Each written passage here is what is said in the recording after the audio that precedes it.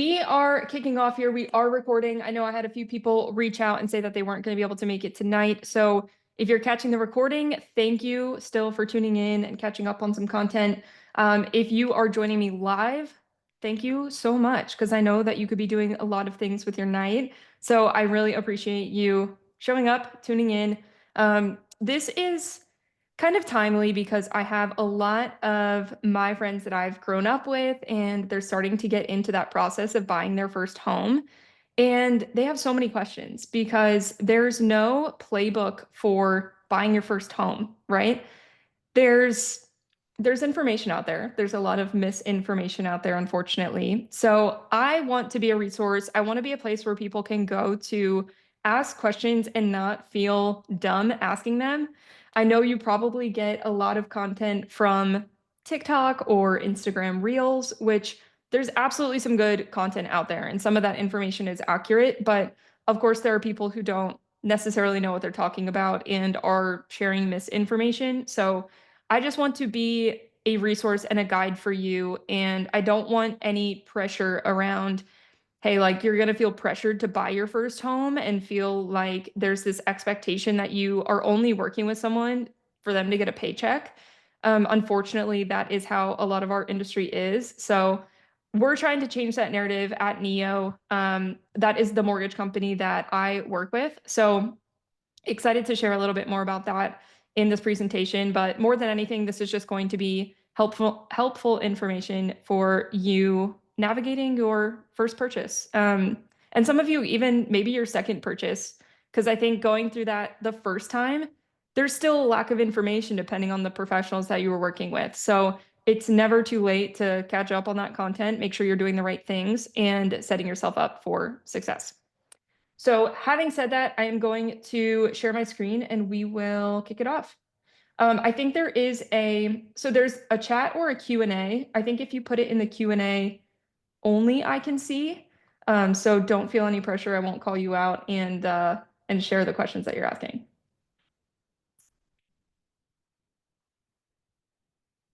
Okay. You guys should be able to see my screen.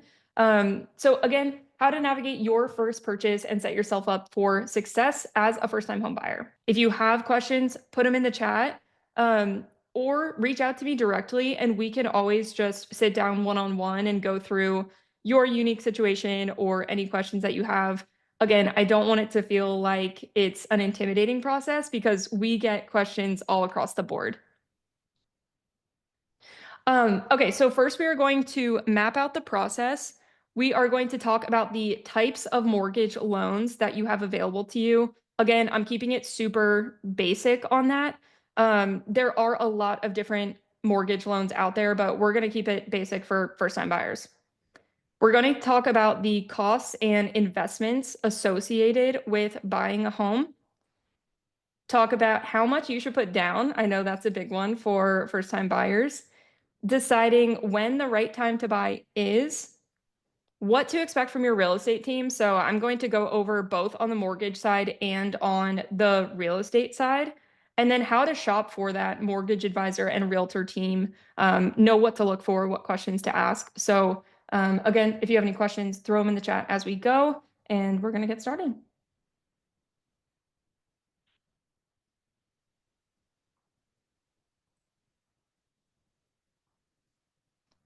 Let's see here. There we go. Okay, so mapping out the process. Now, the ones in white here, these are going to be unique to really our company, Neo Home Loans. This is not going to be the expectation and what you're going to find with everyone. If you have someone that is a good holistic mortgage advisor, they're going to take these extra steps. So that's what I wish for you more than anything, is that you have those professionals that you really trust, really take the extra time to get to know all of your information, not just look at a black and white application and say, you're either approved or you're not. That is really simple and easy to do. And that's what a lot of people kind of how they approach the process. So we're going to go through every step and what you should really be looking for. So dreams and goals calls, this is kind of what we title it because we want to learn about what your goals are with real estate and a little bit more about your unique financial situation. So this is kind of getting the full picture rather than just when an application comes through, it will show us your income, your debts, etc. That's very easy to look at and say, okay, you either qualify or you don't. But we want to get the full picture. So, do you have alimony or child support that you're paying? Are you getting income from other sources? Like, we want to know all of this information. So, we're going to ask you this on the Dreams and Goals call. We're also going to ask long term, are you looking to invest in real estate? Because that could kind of change your path and how you structure that first purchase. So, step number one is going to be pre qualification. And let's just say, I think I saw Abby Files on this call. So let's say I'm talking to Abby and we sit down on a call and we have a one-on-one conversation and she tells me how much she makes per month, how much she has going out in monthly debts, any other income sources. I can pretty much tell her either you're going to qualify or you're not. So if I say, Abby, you look good, you can qualify, that's a pre-qualification and that's all it takes. Now, I have not verified her income. I haven't pulled her credit to look at the monthly liabilities that she has. So this pre-qualification is not going to be very strong if you go make offers and you're talking to listing agents saying, yeah, I have this pre-qualification. They're not going to want to see that. So it depends on what step you are in the process. Like if you're a year out and you want to talk to a lender and just see where do I lay right now, a pre-qualification is fine. You don't even have to fill out an application at that point. It can just be a conversation. But a pre-approval, so if you're, I would say 3 months or less away from buying your first home, you want to do the pre-approval. So this step is going to be submitting an application. You do a credit pull. It could just be a soft pull to start, so that doesn't actually impact your credit at all. And we're verifying and getting your pay stubs, your W-2s, if you're self-employed, tax returns, but I don't think that's going to be relevant to a lot of you on here. So this is going to be very strong because we're verifying your income, we're looking at your monthly debts, and we can say, hey, this is how much you're going to be able to qualify for. So once you get this pre-approval, you're good to go. You're qualified. You know how much you should be shopping for in terms of a home. So then we move to step number 3. So at this point, you have your real estate team and your lender should be able to help you with that, or vice versa. If you know a realtor, they should be able to help you get connected with a good mortgage advisor that they trust. So then at this point, you go out with your realtor. If the timeline is right, if you're looking to start making offers, you go out looking at homes that are in your price range. And then step number 4, like if you find that perfect home, you're going to start making offers. And that's really why a good agent, we're going to get to that later in the presentation, but a really strong agent is so important for you because they're going to help you structure those offers to be competitive and make sure that your offers get accepted. So that is very important. I know if any of you heard of the NAR lawsuit, not having to pay a realtor, a lot of people want to not have a realtor involved at all. It is very important. You do absolutely want to have that professional on your side. And then step number 5 is going under contract. And that means your offer gets accepted. The listing agent says, this makes sense for what the sellers are going to get. And the buyer's happy. They were the ones making the offer. So they've already agreed to the terms. And then after step number 5, once you actually enter the mortgage process and your loan is being worked on, you could say, you pretty much sit back and just wait for the team to reach out to you. And, they might need updated pay stubs or recent bank statements, just kind of to like refresh your file. But at this point, you were already fully pre-approved. So we already got your W-2s, verified your income. So there's not a ton that's needed on your side. It's kind of just being more reactive and trust the mortgage team to do what they do. Once you get to the end of that process, you go to the title company, you sign 472 papers. Your hand will hurt by the end, I promise. But then the home is yours. So you really have a team that's going to handhold you a little bit, especially for first-time home buyers. They kind of need that extra attention. So find a team you trust that's going to take you through that process. And then again, this is just going to be a Neo specific step, but a post-close call is what we do to kind of put a bow on it and wrap everything up and set the expectation for the rest of our relationship. So for us, we feel like our value really starts after the loan closes because we're going to meet with you on an annual basis. We're going to learn about any pay increases that you've gotten at work. If you inherit any money and you maybe don't know what to do with it, like we want to be that holistic advisor for you. So we're going to keep that relationship going. You're probably going to get tired of us, but we want that strong relationship. So the post close call is kind of where we talk about, hey, where are you going to make your first payment? When are we going to talk again? What should you reach out to us for? Because we really want to be that resource for you long term.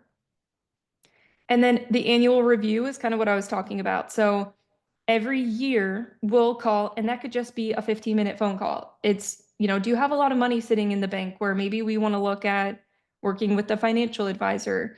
There are a lot of changes that you don't realize could be affected by your home, or you could leverage the equity that you have in your home. So a good mortgage advisor will help you navigate that and make sure you're making the most of your wealth. Okay, any questions on this so far? I don't see any chats. Okay, perfect. Okay, so we want to talk about the types of mortgage loans. Now, a lot of people get hung up on first-time homebuyer programs. Excuse my language, but it's kind of a bullshit concept. There are down payment assistance programs out there, but there's no such thing as free money. So if you're getting into a down payment assistance where they're giving you money, maybe it's upfront for your down payment and closing costs, you're going to have a lot higher interest rate. So you're going to be paying for that somewhere. So really down payment assistance, we only want to push people to that if they absolutely need it and don't have that money for the upfront down payment and closing costs. So when you think about first-time homebuyer perks, really the biggest perk is going to be that you can put as little as 3% down for this conventional loan. Typically, it's going to require 5% down, but as a first-time buyer, 3% down as long as you haven't been on another title of a property. So conventional is kind of going to be your middle of the road loan program. Like it's the most commonly used. And you want to make sure that you have a decent credit score. Again, caveat here, like your mortgage professional will help you navigate all this and tell you which program you should be in. But if you have a good credit score, not a ton of debt, you're going to want to be in this conventional loan. Now, if your credit score is lacking a little bit and you're a little bit on the lower side, and maybe you have some more debts where your debt to income ratio is a little higher, then FHA would make sense for you just to be able to get your foot in the door. Now, this requires 3.5% down, regardless if you're a first-time buyer or not. The negative with an FHA loan is you have mortgage insurance, which I'm going to get to next, for the life of the loan. So unless you refinance into a conventional loan, you're going to have mortgage insurance and you can't just drop that off of it. So that's basically just another monthly payment that you'll have for the 30 years or again until you refinance into a different loan program. And then the VA loan, arguably the best loan program out there. If you're eligible for it, absolutely take advantage of it. You can put 0% down. You don't have any mortgage insurance. And there's not really a ceiling on your debt to income. So you have a lot of flexibility with it. You still want to make sure you're being responsible and that your monthly payment makes sense for you and your situation. But the VA loan is fantastic. So find someone who's really knowledgeable on this if you're eligible and want to take advantage of it. It's a really, really strong program. So costs and investments, this is kind of the main thing that a lot of people have misinformation about when it comes to mortgages. So first of all, there is no cost to just getting advice. So again, if you have any questions after this, if one of you reach out and you just want to have a one-on-one call and kind of a consultation, you're not going to be charged for that. We only get paid as the lender when the loan closes. And I can touch on that in a bit, but you're not, it's not you writing a check to us to pay us for our services. We kind of get paid on the back end. So it's a little confusing as a consumer, but there's no upfront cost to, again, just kind of doing that discovery process. So we touched on the amount needed for a down payment. So that's gonna depend on which loan program you're in, but 3% down is going to be the minimum, unless of course you go with a VA loan and you can put 0% down. So it's going to be a combination of down payment and then closing costs. I'm going to show you, I think it's on the next screen. So when you're looking at the closing costs, it's basically everything that's not in this down payment amount up here. And just keep in mind, this isn't like the minimum amount of down payment. It could look a lot lower than this if this was for a higher priced property. And we're also putting 10% down in this example. But you will look at APR costs, non-APR costs. These are going to be your closing costs. And then this right here, points, we're going to talk about, let's go back here. Points are basically you paying more upfront to get a lower interest rate. And that sounds great if you have the extra cash, but it does not always make sense for your situation. So don't just assume that a low rate is the most important thing. A lot of the time, it doesn't make sense to pay those points up front. Again, you want to look at this side by side and if it makes sense for your situation. So you're going to have down payment, closing costs. If you decide to go with a little bit lower of a rate than just the par rate, which means paying nothing for it, you might have some points charges in there. And then likely mortgage insurance. So as a first-time buyer, we touched on this a little bit. If you're in a conventional loan, you will have mortgage insurance until you get to 20% equity in your home. So if you were to buy, let's just say $100,000 home, that's likely impossible to find nowadays. But let's say you put 20,000 down, that means you're going into it with 20% equity, right? So you don't have to pay mortgage insurance in that scenario. Now, if you were going FHA, like I mentioned before, you're always going to have mortgage insurance for the life of the loan.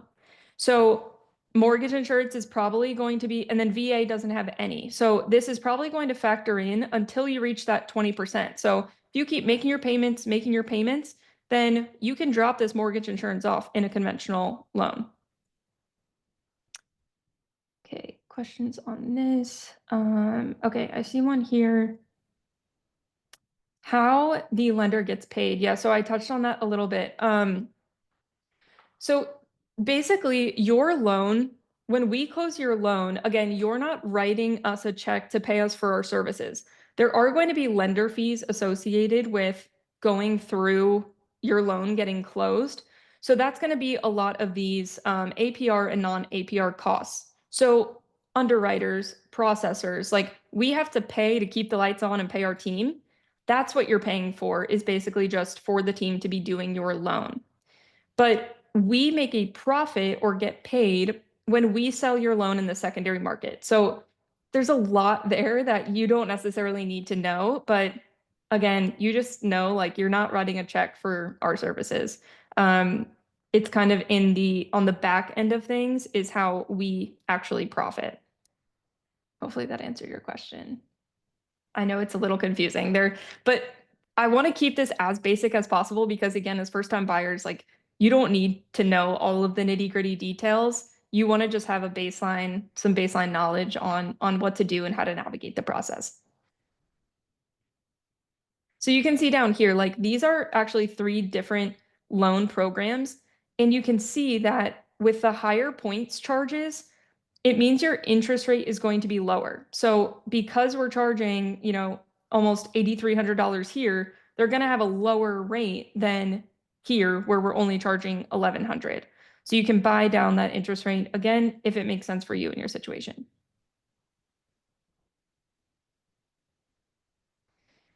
Now, a lot of really, I want to say buyers in general, not even just first-time buyers, they want to get the lowest interest rate. So they want to shop around lenders to get the lowest rate. And I want to explain why that is, it's not the right approach and it's kind of a losing battle. It's a almost impossible thing to do. So this is a bond market chart since December of last year. Okay, so this is over the last few months. This is an inverse relationship. So as this goes up, it means mortgage rates are going down. So it's basically just the opposite of what rates are doing.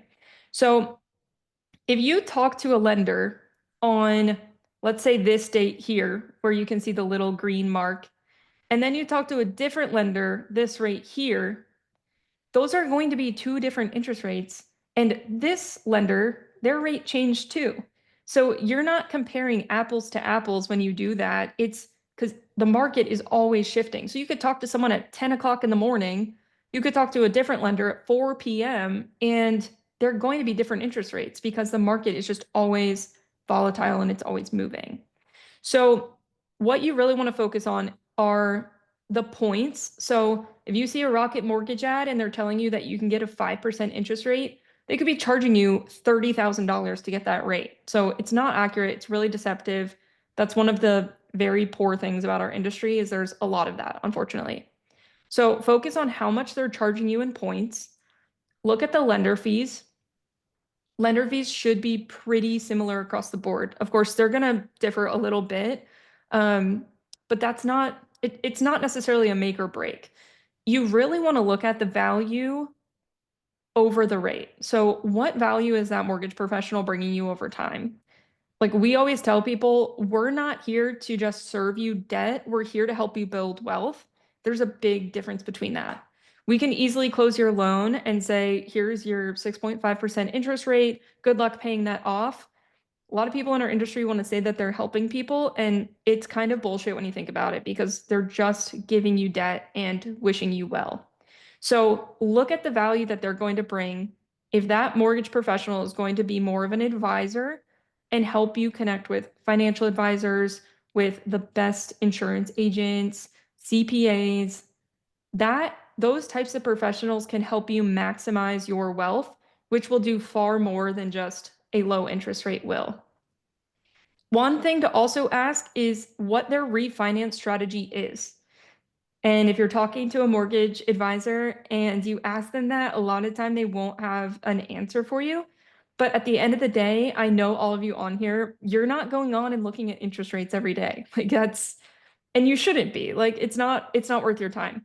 So if they have a system in place where they can set that next rate that makes sense for you to refinance, there are systems that help them keep track of that and help them look at when you should be refinancing. Um, so ask them that question. That can also, it's not just about the rate when you sign those closing documents. What about 2 years from now when rates drop 2%? If they don't let you know that you should refinance, you're missing out on a lot of savings there. So just remember, you're not in this loan for 30 years. You can refinance into a lower rate and your rate keeps, or I'm sorry, your monthly payment continues to drop. So that's a really big question to ask that a lot of people don't know.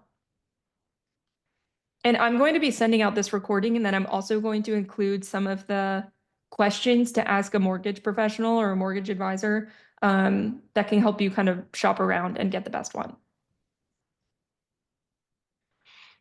So knowing how much you should put down, I've had family members tell me this, that you should wait to buy a home until you can put 20% down so you avoid the mortgage insurance. Guys, I have quoted people for mortgage insurance for, let's just say $70 a month. I mean, it's minimal and it's not going to impact you that much. When you look at homes gaining value and appreciating over time, so let's say I buy a home today and it's appreciating at 5%. That could put, let's just say 10 grand in my pocket over the next few years where I'm just paying $70 a month. It doesn't make sense to wait because it's like trying to hop on a moving train. That train's going to keep moving. Home prices are going to continue to rise. So as you're trying to save, that end goal keeps moving farther and farther and farther. And it becomes really hard to save that 20%. So it's way easier to get your foot in the door and start that process, get your first home with 3% down. My belief is as little as possible for a down payment. You can easily put the rest of that money somewhere where it's making you a return and it's still accessible to you. Because if you get into a home and let's say your water heater breaks, or who knows, like there are things that go wrong when you buy real estate. So if something goes wrong and you've just put all of your money into your down payment, what are you going to do? So you want to make sure that you still have some liquid money, meaning it's accessible to you. You can pull it out. A high yield savings account, a money market account are all great options so that you're still earning a return, your money's still working for you, and you just have a lot more peace of mind and can leverage that and access it when you need it. And again, especially if you're going with the conventional mortgage, that can be dropped off when you reach that 20% of equity. So just keep making those payments over time and you can call your loan servicer and get that dropped off when you hit the 20%. So my belief, I know that people will disagree with me, but put as little down as possible. And there's no benefit to us on that, right? Like we're not getting paid extra because of that. Um, just my personal belief and what I would do if I was in that situation. When is the right time to buy? So this is another one where you're thinking about, should I wait until I have 20% to put down? Should I wait until interest rates drop? I know a lot of people, that's kind of the strategy that a lot of people want to have. And it's tough. Again, it's like trying to jump on a moving train. You want to get on that train and then it becomes a lot easier to move up to the next cart, right? Like you want to get to the front of the train. The easiest way to get there is to get on the train first. So this is an example. I nerd out over this and I love it so much. So let's say last year, 2024, you were looking at a $400,000 home. Okay. And you're like, oh, maybe I should wait until rates drop, right? Like that's what a lot of people, the strategy that they want to adopt. So let's say last year, and this is, pretty on par and pretty reasonable, 7% interest rate for a $400,000 home. Let's say you're putting 10% down. So we look at the payment, a little over 3,300. The cash to close isn't as relevant here. We're mostly looking at this monthly payment because that's what people are worried about when they look at interest rate. So as most of us likely know, if you don't know, real estate gains value over time. So it's going to continue to appreciate. So, okay, rates dropped 1% in the next year. Now that home is worth 420,000. So that home price went up, the interest rate went down. Look at how much you're saving on a monthly basis, $82. Okay. But you missed out on 20% of equity that could be not necessarily in your pocket, but in your home. So that's just basically putting more and more equity into your property. And you're saving $82 a month. So now let's say you wait 2 years. Now that home is 450,000 and rates are at 5%. Okay. So you would think, wow, rates went down. So my monthly payment is going to be looking good. So now your monthly payment is going to be $3,200 and you're saving still $110 per month, but you missed out on now $50,000 of equity that could be in your home. If you were to buy here, you would have that 50,000. When you would sell it, that would be 50,000 that is in your pocket. Now you want to look at, and like I said, this is why the refinance strategy is so important. And you want to make sure that whoever you're working with has one. So let's say you buy here in 2024. Okay. Rates are a little elevated, but like we know in 2026, they're at 5%. So we want to refinance in 2026. So that initial, disregard this 450, we're going off of the 400 because that's what we bought it for. Now your monthly payment is going to be just under $2,900 and you're saving $472 per month. So all you had to do was weather the 2 years with this payment before you refinance and get to here. It's kind of crazy. And I know I'm a nerd for this stuff, so I probably think it's way more fascinating than you all do, but it's really powerful. So that's the importance of having a lender that's going to have a strategy for you. At Neo, we have a refinance strategy where the profit that we're making on that loan, we actually use to cover your closing costs for the refinance. So a lot of the time, you don't have to put money down necessarily for a refinance. It's not like the same down payment amount for a purchase, but you do have to still pay those closing costs so that our team can do the loan, right? We still have to keep the lights on and make some profit, but we just take less of a profit on that and we cover the closing costs. So you're basically getting a free refinance and now saving close to $500 a month. So it's pretty powerful when you look at continually doing that over a 30-year mortgage. You're saving a lot of money. That's way more powerful than the lowest interest rate. Okay, I know I'm rambling here. Let me see if there's any questions. Okay, perfect. Now, the other thing that people factor in when they're thinking about when they should buy is, will the market crash? Because everyone knows or has heard the rumors about 2008, 2009, when the housing market crashed and people lost all the value in their homes because people couldn't afford to buy anymore. Now, when you look at this, so this is since the 1940s. This green and this percentage here is the amount that real estate appreciated over that decade. Okay. So back in the 40s, we were doing well. And even looking here in the same decade that 2007, 8, and 9 happened when the housing market crashed, real estate still appreciated 66% over that 10 years. So if you were in 2005, bought a property, it lost some value here.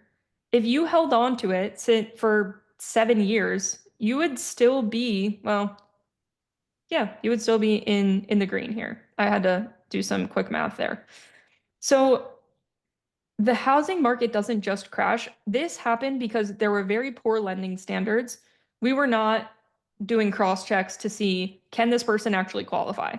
You could go out to a Mexican restaurant, get some margaritas. You could write down on a napkin, I make this much money and I have this much debt. And I could say, okay, cool. It looks like you qualify. I'll give you a mortgage, which is insane to think about.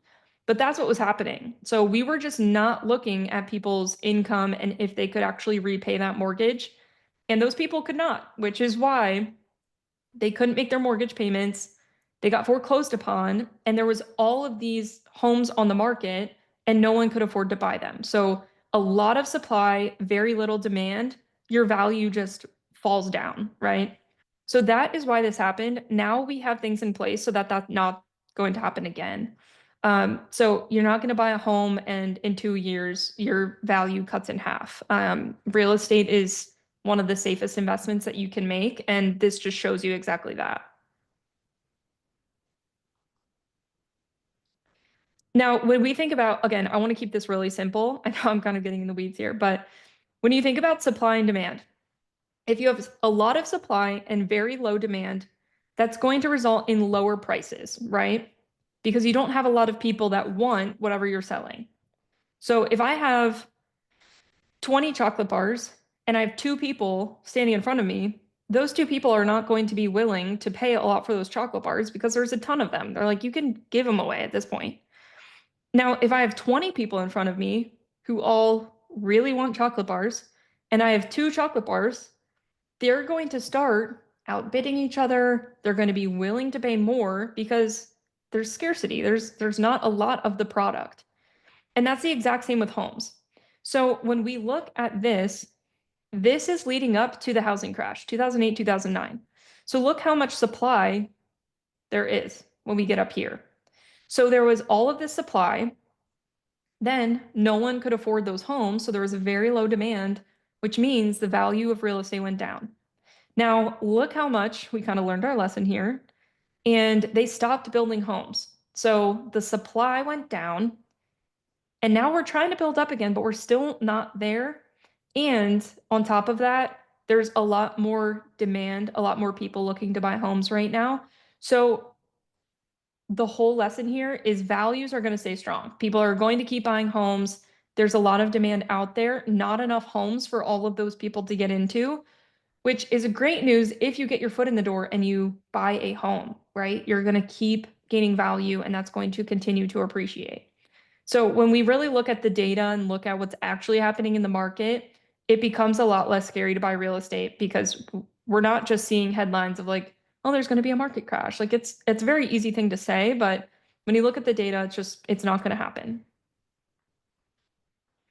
So my favorite way to look at it is you want to focus on your personal economy, not the nation's economy. So when you're looking at, it's very easy to say, oh, interest rates are at X, Y, and Z. I'm going to wait for them to come down. Well, a lot of other people are doing that too, and they're going to flood the market and there's going to be a lot more demand, which means you're going to have to overpay for properties. And that a lot of the time you're paying a lot more on a out of pocket and you're paying a lot more on a monthly basis. So if you personally feel like I have enough money in the bank to not only cover down payment and closing costs, but I'll have some cushion there afterwards, and think about what you can afford on a monthly basis and just make sure to not go above that, then it probably makes sense for you to get into a home. Now, if you're not there, make sure you work with a professional that's not going to tell you, hey, just like go buy real estate anyway. You want to make sure that you're being responsible about it and that it is a good time for you personally to buy. But just worry about that personal economy. Don't worry about what's happening in the nation's economy. And over time, you can always refinance into a lower rate. You can't refinance into a lower purchase price. So keep that in mind when you're thinking about when is the right time for you to buy. And again, a caveat, this is going to be different for everyone. It's like there's no perfect plan that you can just blanket tell everyone. So if you want to get advice on your personal situation, just reach out. You can always get some professional opinions on that. All right. To wrap us up, we're blowing through this pretty quickly, which I get on tangents and get on my soapbox sometimes, so I think I'm doing relatively well. So when you're trying to build your real estate team, we'll call it, so your financing team and your realtor, they work closely together. So they're going to kind of complement each other. They should be working as a team. So a lot of the time, realtors have their preferred lenders. Lenders have realtors that they really trust and work with. So they can connect you with one or the other. What you want to look for in a financing team, and I talked about a little bit of this, but number one, you want them to be honest with you about not just what you can buy, because there's, a certain number out there that you can qualify for. That doesn't always mean that you should buy a home at that purchase price. So if it doesn't make sense for you, you want someone who's going to be honest with you and say, hey, you should go up to X purchase price. Maybe you're in a situation where you're expecting your first child and you're going to have to factor in that you have to pay for daycare, which I've heard is insanely expensive. So you want to factor that in. Hey, if you have this upcoming expense, you don't want to kill yourself just trying to make your mortgage payment every month because you didn't think about that. So there's a lot of factors that go into it. Find someone that's going to be honest with you and not just try to get a paycheck. Helping you navigate the down payment strategy. So if you don't have enough money yet, come up with a plan. Maybe it's 6 months down the road, come up with a savings plan to get to the point where you have the money, you know how much you want to put down, and they help you weigh those options. The financial education and advice is going to be huge. We, as a society, don't have a central place to get this. If you have a good chunk of money where you work with a financial advisor, you can get that advice. But a lot of us don't, especially as first-time buyers. Maybe you're not at that point yet. So where are you getting this guidance and advice? A lot of people, they don't get it anywhere. So they're making poor decisions. So, our team, like we take this very seriously. And that's one thing that we kind of build our business upon is just that education, advice, and guidance. It's so important.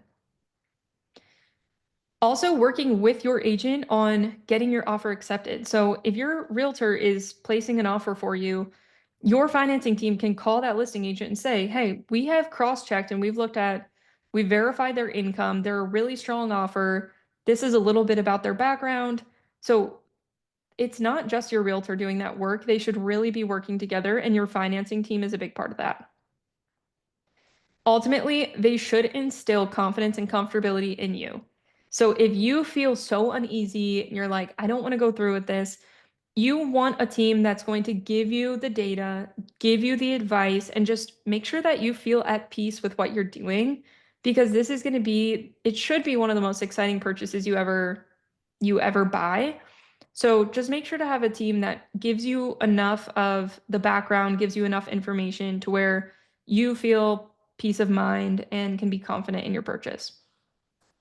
And not just building debt, because that is what a mortgage is. If you don't leverage it right, it's a pile of debt. But we want to help you build wealth. So again, do you have that extra money? Let's look at a financial advisor. Let's make sure we're paying this off in the smartest way possible, etc. And then from a realtor perspective, you want someone that is familiar with the area. So they're a local expert. They know what the best schools are that you should be looking at, maybe a neighborhood that makes the most sense if you're, younger and you still want to hit the bars on the weekends. Find a neighborhood that works for you and your lifestyle. Proactively sending you homes. You should not be the one scrolling on Zillow. Of course, you're going to do it anyway. I do the same thing. But a realtor should be proactively helping you narrow and filter that search. That's pretty much, I mean, that's baseline. These two are absolute baseline.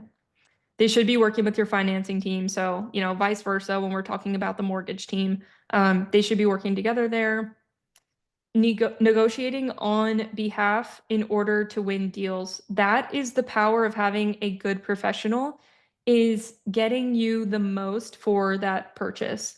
So making sure that it's not priced outside of what it should be and your appraisal comes up short, or you're like overpaying for a home. No one wants to be in that situation, and your realtor should be the one that knows comparables in the market, like what have other homes sold for recently in the same area. They look into all that data and they should have a really good idea of that. What to keep an eye out for during the inspection. So you're going to have an inspection where they go out and they look at the foundation of the home and they make sure it's built well and that there's nothing concerning. So your realtor should be able to help you during this as well.